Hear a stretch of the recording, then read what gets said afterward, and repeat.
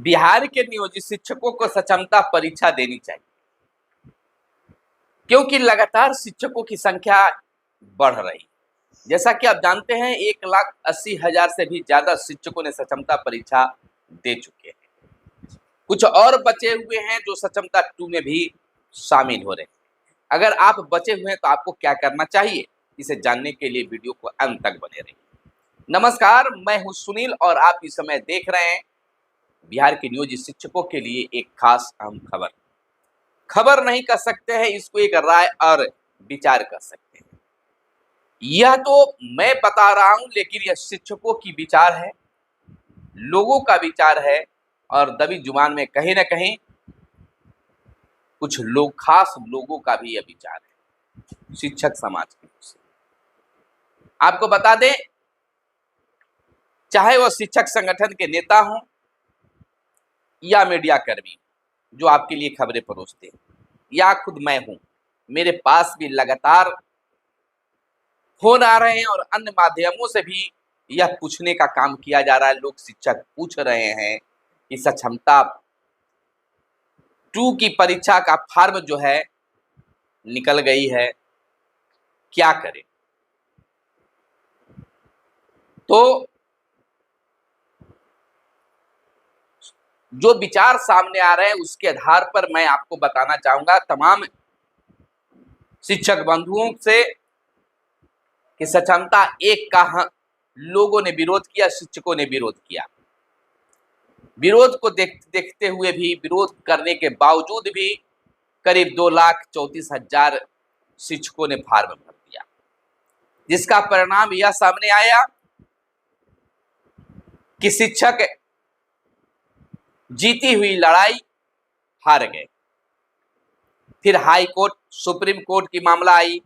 आशा थी कि supreme court से हमें जीत मिलेगी, लेकिन सुप्रीम कोर्ट हाई कोर्ट के पाले में गेंद को डाल दिया। लेकिन हाई कोर्ट में भी शिक्षकों के पक्ष में सम्मानजनक फैसला नहीं आया। अलबत्ता सरकार यह वाहवाही लूटती दिखी कि सरकार के पक्ष में फैसला आया है। अब शिक्षकों के पास कोई खास विकल्प नहीं रह गया है। शिक्षकों के और कई लोगों से विचार विमर्श करने के बाद सक्षमता 2 फॉर्म भरने का फैसला बहुत सारे शिक्षक ले रहे हैं। यानी कि बिल्कुल कह सकते हैं कि सक्षमता 2 के परीक्षा को लेकर फॉर्म भरने का सिलसिला जो है लगातार जारी है। साथियों की इच्छा, जो शिक्षक, नियोजित शिक्षक है, उनकी इच्छा सक्षमता फॉर्म भर देने की है। कई शिक्षकों ने एक दूसरे से वादा किया था कि आप जो कहेंगे भरेंगे। अब शिक्षक संगठन भी इस पे आगे आ रहे हैं, कह रहे हैं कि बहुत सारे लोग जो हैं वह फॉर्म भर चुके हैं, अब हमें क्या करना चाहिए। आप सभी को क्या करने की जरूरत है। मीडिया के माध्यम से, सोशल मीडिया के माध्यम से तमाम चीजें सामने आ रहे हैं। लोग यह भी जानते हैं कि विशिष्ट शिक्षक बनने में फिलहाल कोई खास फायदा दिखाई नहीं दे रहा है, लेकिन यह देखने को मिल रहा है कि अधिकांश शिक्षक जो हैं सक्षमता का फॉर्म भरने के लिए बिल्कुल कमर कसकर तैयार हैं। जब 4 लाख शिक्षक मिलकर लड़ाई लड़े तब तो कोई खास चीज नहीं मिला, लेकिन यह जरूर है कि जो भी कुछ मिला है शिक्षक संगठन के संघर्ष के ही नतीजा है। लेकिन बात हम सक्षमता पर कर रहे हैं कि अगर शिक्षक इतनी संख्या में जब फॉर्म भर दिए हैं, 1,80,000 से भी ज्यादा शिक्षक सक्षमता 1 में पास कर गए हैं और इस बार भी भरेंगे, तो 10-20 हजार अगर शिक्षक बच जाते हैं तो क्या पूरी लड़ाई लड़ने में कितना सफल होगा। सरकार जो चाहती है वही करती है। इस तर्क पर शिक्षक आगे बढ़ रहे हैं और फॉर्म को भी भर रहे हैं। लेकिन एक चीज जरूर सामने अब आ गया है कि जो यह बात कही जा रही है कि 90 दिनों के अंदर में शिक्षकों को, नियोजित शिक्षक जो रहेंगे, उनको ये चीज वो चीज मिलेगा। तो अब तो यह शिक्षा विभाग तय कर ली है कि तीनों सक्षमता परीक्षा ले लेने के बाद ही हम राज्यकर्मी बनाएंगे, यानी स्कूल का आवंटन कर लेंगे। जब तक स्कूल का आवंटन नहीं होता, फर्स्ट ज्वाइन जाकर नहीं, जिस दिन ज्वाइन कीजिएगा उसी दिन आपको राज्यकर्मी माना जाएगा। तो इस तरह से हम कह सकते हैं कि नियोजित शिक्षकों को पूरी की पूरी जीत होगी, जीत के सिवाय कुछ नहीं। अब आपको फॉर्म भरनी चाहिए, क्योंकि जब आप फॉर्म भरिएगा, परीक्षा दीजिएगा, पास कीजिएगा, अगर नहीं भी करते तो फिर मौका मिलेगा, तब तक 90 दिनों का समय मिल जाएगा। कई शिक्षक नेता यह भी कर रहे हैं कि जो सक्षमता 1 पास कर गए हैं वो अपना सर्टिफिकेट जो है वेरिफिकेशन नहीं कराएंगे। तो यह देखिए समय मिल जा रहा है। जिस दिन कोर्ट का फैसला आया उस दिन से जब सक्षमता 3 तक के रिजल्ट आने पर ही राज्यकर्मी बनने का मौका मिलेगा, तो समय मिलेगा। अगर मिल जाता है तो तमाम लोग नियोजित शिक्षक बने रह जाएंगे, वेरिफिकेशन कराने नहीं जाएंगे। और अगर कुछ नहीं होता है तो कितना हूं कोई रोकते रह जाए, सभी जाकर अपना वेरिफिकेशन कराएंगे, क्योंकि सब कुछ ठीक है।